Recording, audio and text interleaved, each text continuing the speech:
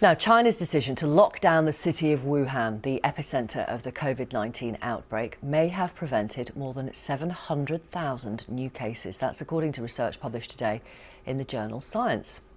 Restrictions in China are being eased, although international visitors are currently banned from entering the country. Our correspondent in Beijing, Stephen McDonald, explained the significance of these estimated figures.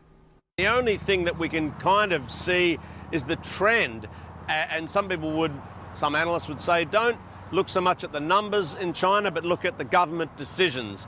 Well, I'm standing above the second ring road in Beijing.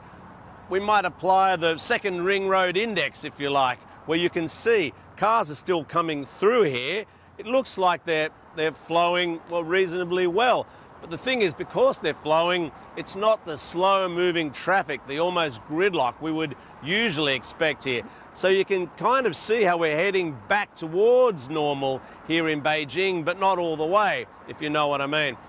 And that, again, would seem to indicate that the authorities are pretty confident that they have this under control.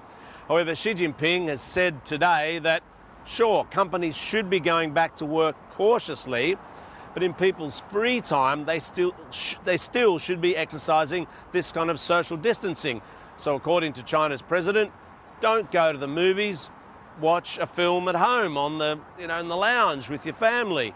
He said to restaurants, they should be capping the number of diners at any particular time to try and, again, minimize the social interaction here, because they're worried that as people come in from overseas, we're getting these infections in the form of overseas arrivals. That could be a new spike in cases here. I mean, today there was a case of a Chinese student who's come in from the UK, returned to Wuhan, would you believe, where this all started, and he's tested positive.